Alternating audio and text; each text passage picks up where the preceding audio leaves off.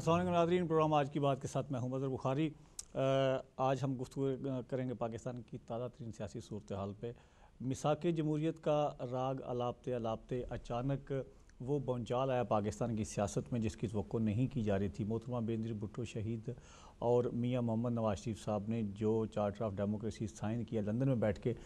तवक्को ये की जा रही थी और पाकिस्तान की आवाम बहुत खुश थे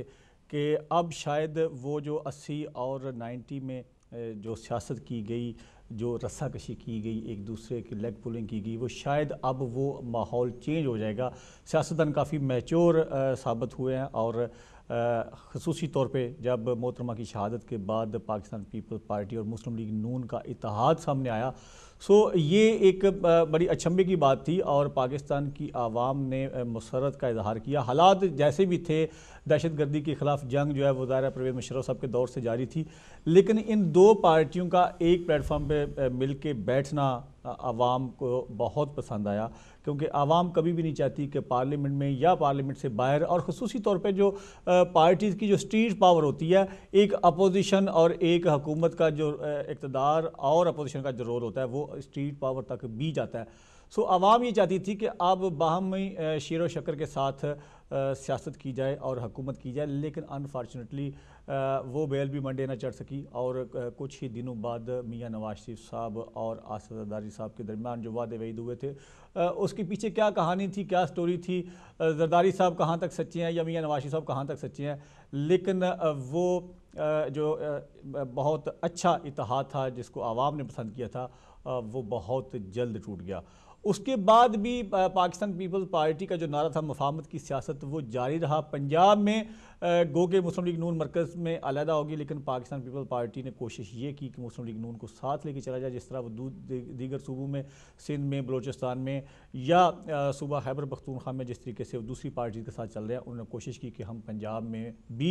दीगर जमातों के साथ मिल के चलें। लिहाजा मुस्लिम लीग नून के साथ इत्तेहाद जो है पंजाब में, यानी सूबा पंजाब जो 60% पाकिस्तान है, पंजाब की हद तक इत्तेहाद जो है वो चलता रहा, लेकिन फिर वो वक्त आया कि जब वो इत्तेहाद भी ख़त्म हुआ।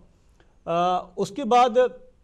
मियाँ बरादरान जो हैं गो के वो मुख्तलिफ स्टेजेस पे जनाब सदर मुल्क आसिफ अली जरदारी साहब के ख़िलाफ़ और पाकिस्तान पीपल्स पार्टी के ख़िलाफ़ कुछ जहर उगलते रहे, लेकिन उस हद तक नहीं जो नौबत अब आन पहुँची है। ख़ुसूसी तौर पे दचका लगा मुस्लिम लीग नून की सियासत को और मियाँ बरादरान की सियासत को उस वक्त जब मुस्लिम लीग काफ ख़ुसूसी तौर पर चौधरी बरादरान ने जब इत्तेहाद कर लिया पाकिस्तान पीपल्स पार्टी के साथ। मुस्लिम लीग काफ ज़ाहिर है ये वही मुस्लिम लीगी हैं जो कल तक मियाँ नवाज शरीफ साहब के साथ थे, लेकिन जब 99 में परवेज़ मुशर्रफ साहब का दौर आया तो ये मियाँ नवाज शरीफ साहब की पार्टी को छोड़ के इन्होंने अपनी पार्टी बनाई। गो के उनकी इतनी ज़्यादा सीटें नहीं थी, इसके बावजूद उन्होंने कोशिश की कि मियाँ नवाज शरीफ साहब के साथ या मुस्लिम लीग नून के साथ एक इत्तेहाद हो जाए। रायवंड दावतें भी हुई, लेकिन वो दावतें ऐन मौका पे कैंसिल हो गई और चौधरी बरादरान और मियाँ बरादरान के दरमियान इत्तेहाद जो है वो होते होते रह गया। बहरहाल मियाँ बरादरान ने अपनी जो एक काविश जो उनकी हमेशा से बड़ी अहम रही है, वो छांगा मांगा की सियासत का नाम भी उसको दिया गया। उन्होंने एक बार फिर कोशिश करके पंजाब असम्बली में एक यूनिफिकेशन ब्लॉक जो है वो तश्कील दिया। मुस्लिम लीग काफ के कुछ अरकान जो चौधरी बरादरान से नालान थे या उनकी कुछ अपनी मजबूरियाँ थी या नज़रिया ज़रूरत था, एक 40 लोगों का 40-42 लोगों का एक ब्लॉक जो है वो बना के मियाँ शहबाज शरीफ साहब को सपोर्ट किया गया पंजाब असम्बली में। उसके बाद जो बाकी लोग बचे थे, पाकिस्तान पीपल्स पार्टी ने दानिशमंदी का मुजाहरा किया और उन लोगों को ख़ुसूसी तौर पे जब हम बात करते हैं चौधरी बरादरान की, चौधरी बरादरान यानी चौधरी बरादरान के चौधरी शुजा साहब के वालिद चौधरी ज़हूर लाइक साहब की अगर हम सियासत देखते हैं, एंटी भुट्टो सियासत की हमेशा उन्होंने, और पाकिस्तान पीपल्स पार्टी के कारकुनों ने भी स्पेशली चौधरी ज़हूर लाइक ख़ानदान को कभी भी एक्सेप्ट नहीं किया और उनकी सियासत को भी नफ़रत की निगाह से देखा। लेकिन आसिफ अली जरदारी साहब ने, जिन्होंने बहुत सारी सौबतें बर्दाश्त की, जेल की सलाखों के पीछे 11-12 साल गुजारे, अपनी पूरी जवानी जो है वो जेल की सलाखों के पीछे, अपने बच्चों का बचपन तक नहीं देखा, आसिफ अली जरदारी साहब ने जिस दानिशमंदी की सियासत की, चौधरी बरादरान और उनके जो दीगर साथी थे उनको अपने साथ मिलाया, इसलिए कि JUI यानी मौलाना फजलुर रहमान साहब की जो पार्टी थी वो पाकिस्तान पीपल पार्टी का साथ छोड़ चुकी थी। मुत्तहिदा कौमी मूवमेंट के साथ जो मरासम है वो किसी भी पार्टी के, चाहे वो परवेज़ मुशर्रफ साहब के दौर में या उससे पहले भी, हम अगर अदवार देखते हैं 88 का दौर देखें, उसके बाद नवाज शरीफ साहब का दौर देखें, फिर मोहतरमा बेनज़ीर भुट्टो का दौर देखें। सो मुत्तहिदा कौमी मूवमेंट का एक अपना स्टाइल है पॉलिटिक्स का कि वो जिसके साथ चलते हैं उसको कभी एहसास नहीं हुआ कि वो हमारे साथ हैं या हमारे ख़िलाफ़ हैं। सो आसिफ जरदारी साहब ने ये सारे मामलात को देखते हुए चौधरी बरादरान के साथ इत्तेहाद किया, यानी मुस्लिम लीग काफ जो है वो बाकायदा तौर पे ना सिर्फ इत्तेहाद में शामिल हुई बल्कि उनको वजारतें भी ऑफ़र की गई जो उन्होंने कबूल की। अब मरकज़ में जो हुकूमत है ये ऐसी हुकूमत यानी जिसमें तमाम सूबों की पार्टियाँ जो हैं वो मौजूद हैं, मुस्लिम लीग काफ, अवामी नेशनल पार्टी, मुत्तहिदा कौमी मूवमेंट। चौधरी बरादरान की इस हुकूमती इत्तेहाद में शमूलियत के बाद जो मियाँ बरादरान का जो गुस्से का पारा था वो कुछ ज़्यादा अप हो गया। उसके बाद जो सबसे बड़ा जो मसला सर पे आन खड़ा हुआ चौधरी मियाँ बरादरान के, वो ये कश्मीर का इलेक्शन था जिसमें मुस्लिम लीग नून पहली बार हिस्सा ले रही है आज़ाद कश्मीर के इंतखाबात में। और इलेक्शन का जो माहौल होता है वो ज़ाहिर है स्टेज के ऊपर जो नारे लगाए जाते हैं वो कारकुनों के जज्बात भड़काने के लिए भी होते हैं, लोगों से वोट लेने होते हैं। सो मियाँ बरादरान को एक अच्छा स्टेज मिल गया अपने दिल की भड़ास निकालने के लिए, लिहाजा आज़ाद कश्मीर के इंतखाबात में मियाँ नवाज शरीफ साहब जो हैं वो बाकायदा तौर पे मुख्तलिफ जलसों पे जाके तकारीर की उन्होंने, और उन्होंने ओपनली सदर मुल्क जनाब आसिफ अली जरदारी साहब के ख़िलाफ़ जितनी तकारीर कर सकते थे उन्होंने की। उसके बाद मियाँ शहबाज शरीफ साहब ने भी कुछ कसर नहीं छोड़ी, वो भी पहुँचे और उन्होंने भी जाके जो जो कुछ वो बोल सकते थे उन्होंने करप्ट जरदारी तक कहा है। करप्ट जरदारी या करप्ट जाला का लफ्ज़ जो है वो इस्तेमाल किया गया सदर मुल्क के ख़िलाफ़। सदर मुल्क जनाब आसिफ अली जरदारी साहब ने मोहतरमा बेनज़ीर भुट्टो की बर्थडे का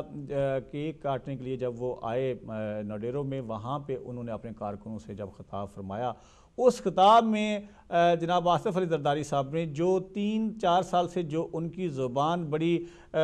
मिठास उनकी ज़ुबान से जो निकल रही थी वो एकदम से वो मिठास जो वो कड़वाहट में बदल गई, और उन्होंने भी कुछ कम नहीं किया। जो कुछ वो भी कह सकते थे मियाँ नवाज शरीफ साहब को, जो जो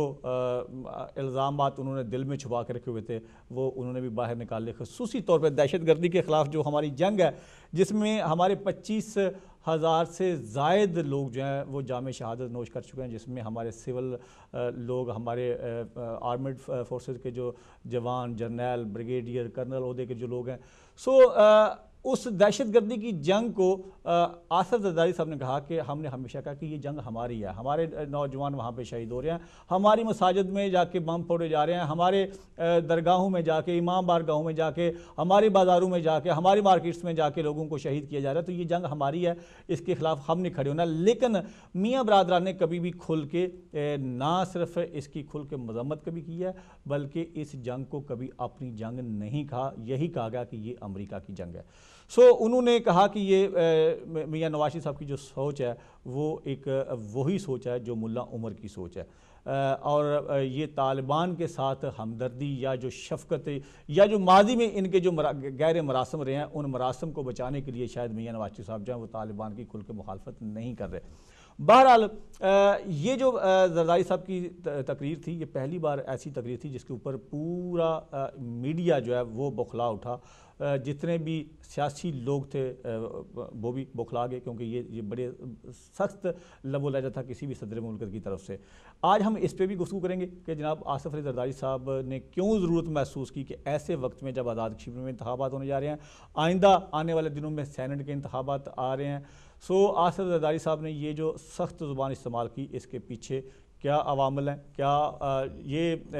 जो सर्वे किया गया एक पाकिस्तान की आवाम से 79% लोगों ने इस तकरीर को जो आसिफ जरदारी साहब ने जो तकरीर फरमाई है उन्होंने कहा जी कि ये तंग आमद बेजंग आमद के मुतरादिफ है, यानी मियाँ नवाज शरीफ साहब जो ज़ुबान इस्तेमाल करते आए हैं 3 सालों से, ये उसके जवाब में की गई है। लिहाजा ये कोई ऐसी मतलब एक आसद ज़रदारी साहब के ऊपर लोगों ने इल्ज़ाम नहीं दिया। उन्होंने कहा जी ये तंग आके अगर कोई इंसान बोलेगा तो वो कुछ ऐसा ही बोलेगा। बहरहाल आज हमने गुफ्तगू करनी है एक तो आसद ज़रदारी साहब और मियाँ बरादरान के दरमियान अब ये जो सियासी जो गो के अभी जुमलाबाजी की हद तक ये जंग है, लेकिन आने वाले दिनों में ये जंग क्या रुख इख्तियार करेगी जब सेनेट के इंतखाबात और उसके बाद फिर जनरल इंतखाबात होंगे। साथ ही साथ हम गुफ्तगू करेंगे कि जो चौधरी बरादरान का इत्तेहाद हुआ है पाकिस्तान पीपल्स पार्टी के साथ, गो के बहुत सारे लोग इस इत्तेहाद को बहुत अच्छा समझ रहे हैं, लेकिन कुछ लोग ऐसे भी हैं कि जो डायरेक्टली अफेक्टेड होने जा रहे हैं इस इत्तेहाद से। ख़ुसूसी तौर पे अगर हम बात करें डिस्ट्रिक्ट गुजरात की, जहाँ से चौधरी बरादरान का तल्लुक़ है, पाकिस्तान की सियासत में डिस्ट्रिक्ट गुजरात का बड़ा अहम रोल रहा है। वो मादी की जितनी भी हम गवर्नमेंट्स देखते हैं उन तमाम गवर्नमेंट्स में हमने देखा कि गुजरात जो है, गुजरात डिस्ट्रिक्ट की बड़ी अहमियत है। और गुजरात की जो पार्टीज़ हैं वो पाकिस्तान पीपल्स पार्टी गुजरात की हो या गुजरात की मुस्लिम लीग हो, उसका बड़ा अहम रोल था किसी भी हुकूमत में। चौधरी बरादरान के जो लोग डिस्ट्रिक्ट गुजरात में जो पीपल्स पार्टी का धड़ा यानी जो एंटी चौधरी बरादरान जो लोग हैं, जिनके मादी में जब चौधरी परवेज़ अली साहब चीफ मिनिस्टर थे पंजाब के, उन्होंने खुल के खेला और ज़ाहिर है जो इक़्तिदार था, डिस्ट्रिक्ट नाज़म थे चौधरी शफ़ात हुसैन साहब, चौधरी शराफ के छोटे भाई, पाकिस्तान पीपल्स पार्टी के मुख्तलिफ डिस्ट्रिक्ट्स में ओवरऑल तो मुस्लिम लीग काफ के ही नाज़म तहसील नाज़म थे, लेकिन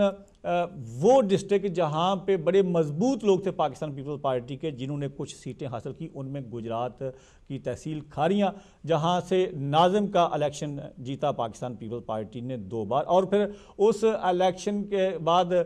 जो नाज़म मुंतखब हुए पाकिस्तान पीपल्स पार्टी के, उनके ख़िलाफ़ बहुत सारे मुकदमात कायम किए गए, यहाँ तक कि वो इलेक्शन भी उन्होंने जेल में रहते हुए वो इलेक्शन लड़ा और वो इलेक्शन जीत गया। और उसके बाद फिर उनके खिलाफ अदम एतमाद की मूवमेंट्स आई जो नाकाम हुई। यानी चौधरी परवेज़ अली ने जो जितना भी उनसे हो सकता था उन्होंने उन लोगों के ख़िलाफ़ जो भी, ज़ाहिर है जब आप किसी के मुखालिफ होते हैं तो फिर आप जो जो कुछ कर सकते हैं, जो आपके इख्तियार में होता है वो आप करते हैं। सो लिहाजा चौधरी बरादरान ने जो जो कुछ उनके दायरा इख्तियार में था उन्होंने अपने मुखालफिन के साथ किया। अब वही मुखालफिन जो पाकिस्तान पीपल्स पार्टी से ताल्लुक़ रखते हैं चौधरी बरादरान के साथ अब एक ही सफ़ में अगर उनको खड़ा होना बड़ा आने वाले इंतखाबात में या इस दौर में, तो उनके लिए कितना मुश्किल होगा, क्या क्या मसाइल, और ख़ुसूसी तौर पे वो कारकुन जो चौधरी ज़हूर लाई के या चौधरी ज़हूर लाई के ख़ानदान के ज़ेरे अताब रहे हैं और उनके ख़िलाफ़ नारे लगाते रहे हैं, वो कारकुन इसको किस हद तक एक्सेप्ट कर पाएंगे। आज हम इस पे गुफ्तगू करेंगे। मेरे साथ पाकिस्तान पीपल्स पार्टी के बड़े सीनियर ओहदेदार, हमेशा से पाकिस्तान पीपल्स पार्टी के साथ वाबस्तगी रही इनके ख़ानदान की, बाप से लेके चचा, और फिर ख़ुद इस वक्त district Gujarat Pakistan People's Party के प्रेसिडेंट हैं जनाब चौधरी ताहिर ज़ुबान कायरा साहब। कायरा साहब बहुत शुक्रिया कि आप तशरीफ़ लाए आज के इस प्रोग्राम में। इसमें तो कोई शक नहीं जी, पाकिस्तान के बच्चा जानता है कि आपके ख़ानदान की जो वाबस्तगी है पीपल पार्टी के साथ, और फिर ना सिर्फ वाबस्तगी है बल्कि लॉयल्टी है। मुश्किल से मुश्किल दौर में भी आप सबसे बड़ी बात यह है कि जो लोग आपको जानते हैं, जो जिन लोगों ने आपकी सियासत देखी है, एक तो शराफत की सियासत, और फिर दूसरी बात यह है कि आप हारे हैं, आप जीते हैं, आप आवाम में रहे हैं, आवाम के साथ आपका राब्ता नहीं टूटा, और बड़े मुश्किल हालात में भी जब आपको परवेज़ मुशर्रफ साहब की तरफ से भी बड़ी बड़ी आफर्स आई, आपने पाकिस्तान पीपल्स पार्टी का साथ नहीं छोड़ा। सबसे पहले तो ये बताइए कि ये जो अचानक माहौल गर्म हुआ है, ये मुस्लिम लीग नून और पाकिस्तान पीपल्स पार्टी के दरमियान, ये अचानक से गर्म हो गया या इसके पीछे पहले से कुछ आग जो है वो जलाई जा रही थी? बिस्मिल्लाहिर्रहमानिर्रहीम। गौहरी साहब, मैं समझता हूँ कि ये आग तकरीबन 3 साल से जल रही है कि पाकिस्तान पीपल्स पार्टी ने मोहतरमा बेनज़ीर भुट्टो शहीद के ख्वाहिश के मुताबिक, रिकन्सिलेशन की पॉलिसी के मुताबिक, जनाब आसिफ अली ज़रदारी साहब ने मुस्लिम लीग नून को साथ मिलाया, हुकूमत बनाई, और लेकिन वो उन्होंने पहले दिन से ही इस हुकूमत को या पाकिस्तान पीपल्स पार्टी के मैंडेट को तस्लीम नहीं किया, और यही वजह थी कि उनकी थोड़े दिन वजारत में रहने के बाद उन्होंने जब ये सोचा कि हम इनके साथ नहीं चलेंगे, तो मैं समझता हूँ कि मियाँ नवाज शरीफ और शहबाज शरीफ ने एक अंडरस्टैंडिंग के साथ उन्होंने हुकूमत पे और स्पेशली जनाब को चेयरमैन आसिफ अली ज़रदारी साहब पे पै दर पै ज़ाती हमले शुरू कर दिए, दूसरे हमले शुरू कर दिए। पाकिस्तान पीपल्स पार्टी के वर्करों का काफ़ी पार्टी में मीटिंग्स में प्रेशर था कि हमें भी इजाज़त दी जाए कि उनके दूसरी नंबर की क़यादत, तीसरे नंबर की क़यादत भी हमारे कायदीन पे कीचड़ उछाल रही थी, उनकी किरदार कुशी कर रही थी। तो आहिस्ता आहिस्ता वो बात बढ़ रही थी, लेकिन अब एक बर्दाश्त की हद होती है कि 3-3.25 साल एक आदमी के पीछे आप लगे रहें, उसको बुरा भला कहें, उस पे उसकी किरदार कुशी करें, तो लामाला इंसान जो है वो रिएक्ट करता है। और मैं समझता हूँ कि हमारे लिए ये बहुत अच्छा है कि उन्हें भी ये पता चलना चाहिए कि शीशे के घर में बैठ के अगर किसी को पत्थर मारेंगे तो वो पत्थर आप पे भी गिरेंगे। अच्छा, आज इमरान खान साहब की एक बड़ी अच्छी स्टेटमेंट, बड़ी इंटरेस्टेड स्टेटमेंट थी। उन्होंने कहा कि आसिफ जरदारी को भाई कहने वाले नवाज शरीफ जो हैं वो आवाम को कब तक धोखा देंगे, कि यानी कि एक वक्त में नवाज शरीफ साहब जो है उनको सीने से लगा के उनको भाई कह रहे हैं और दूसरे वक्त पे उनके ऊपर इल्ज़ामात की बौछार कर रहे हैं। तो ये कौन सी सियासत है ये? रहल जो उन्होंने शुरू से ही, पहले दिन से ही दोगली पॉलिसी रखी है। यानी वो भाई बंदी वो नहीं थी, भाई बंदी नहीं थी। भाई बंदी होती तो उसका मुजाहरा कहीं ऑन ग्राउंड भी होता। ज़ुबानी ड्राइंग रूम में बैठ के या दावत पे बैठ के ये कह देना कि हम भाई भाई हैं या मैं इनको अपना भाई समझता हूँ, यानी ऑन ग्राउंड लोगों को पता चलना चाहिए कि इनके किरदार में, इनके ताल्लुकात में, इनकी लेन देन में इनकी कोऑर्डिनेशन कितनी है। पहले दिन से उन्होंने कोऑर्डिनेशन तो हमारे साथ रखी नहीं। सिर्फ इसलिए तो नहीं कि आज़ाद कश्मीर के इंतखाबात में मियाँ साहब चाह रहे हैं, क्योंकि पहली बार उनकी एंट्री है उनकी पार्टी की, तो मियाँ साहब चाह रहे हैं कि शायद वो एंटी पीपल पार्टी या एंटी आसिफ जरदारी वो जाके स्टेज पे जाके स्पीचेस करेंगे, तो इससे शायद अवाम उनके साथ उनको ज़्यादा मैंडेट देगी वहाँ से। देखिए, पहले भी वो उन्होंने ये करके देख लिया। जब शेख रशीद साहब का इलेक्शन हुआ था तो पाकिस्तान पीपल्स पार्टी ने मिसाक जमहूरियत के तहत अपना वहाँ कैंडिडेट नहीं खड़ा किया था, और जिस दिन पाकिस्तान पीपल्स पार्टी के वोट उन्होंने ले लिए, उनका आदमी कामयाब हो गया, तो उसी दिन उन्होंने ये नारा लगा दिया कि ये इलेक्शन मेरा आसिफ अली जरदारी साहब के साथ था, मैं उनसे ये सीट जीता हूँ, उनके साथ मेरा मुकाबला था। और उसके चंद दिन बाद ही जब गुजरात वाली उनका मुस्लिम लीग नून का हाजी नासिर महमूद डिस्क्वालीफाई हुए जाली डिग्री के केस में, तो इलेक्शन हुआ, तो वहाँ हमारी पार्टी ने अपनी पार्टी की लीडरशिप से ये मुतालबा किया कि इस तरह आप एक तरफा मिसाक जमहूरियत पे अमल करते हुए जहाँ भी मुस्लिम लीग नून की सीट खाली होती है वहाँ आप अपना कैंडिडेट नहीं देते, और बाद में हमें ये ताने सुनने पड़ते हैं, जबकि हमारे कारकुन अपनी जानों का नजराना देते हैं, वहाँ वर्क करते हैं, उनको पोलिंग एजेंट तक देते हैं, और बाद में ये कहा जाता है कि हमारा इलेक्शन पीपल्स पार्टी के खिलाफ था या आसिफ अली जरदारी साहब के खिलाफ था। तो इस इलेक्शन में हमें ये मौका दिया जाए कि हम इनकी मुखालफत करें। तो जनाब को चेयरमैन साहब ने कहा नहीं, हम मिसाक जमहूरियत के तहत वो जिस तरह भी करें, हमने मिसाक जमहूरियत के तहत चलना है। लेकिन पार्टी ने उनसे ये रिक्वेस्ट की कि ठीक है पार्टी इनके साथ चलेगी, लेकिन ये हाई लेवल पे लीडरशिप आपस में एक दूसरे से वोट मांगे। ठीक है, तो वो उस सीट के लिए जनाब शहबाज शरीफ साहब ने जनाब आसिफ अली जरदारी साहब और वज़ीर आज़म यूसुफ रज़ा गिलानी साहब से रिक्वेस्ट की कि आप अपनी पार्टी से कहें कि वो हमारे कैंडिडेट की सपोर्ट करें, और इस तरह वो इलेक्शन उन्होंने जीता। बाहर कुछ कहते हैं, अंदर उनकी पॉलिसी कुछ और होती है। इसी तरह देखें कि सरगोदा में इलेक्शन हुआ, पाकिस्तान पीपल्स पार्टी का 1-1 मुस्लिम लीग नून के साथ मुकाबला हुआ, पाकिस्तान पीपल्स पार्टी ने सीट जीती। बहावलपुर में दस्ती साहब का मुकाबला हुआ, पाकिस्तान पीपल्स पार्टी ने सीट जीती। लेकिन ये कहाँ तक पाकिस्तान पीपल्स पार्टी उनके साथ इग्नोर उनके इन इल्ज़ामात को करती, तो नहीं था। 3-3.5 साल तक एक आदमी ने बर्दाश्त किया, कहाँ तक वो बर्दाश्त कर सकते। ठीक है, ताहिर उमर कायरा साहब से गुफ्तगू का सिलसिला जारी रहेगा। एक छोटा सा वक्फा लेंगे, दोबारा आपकी खिदमत में हाजिर होते हैं।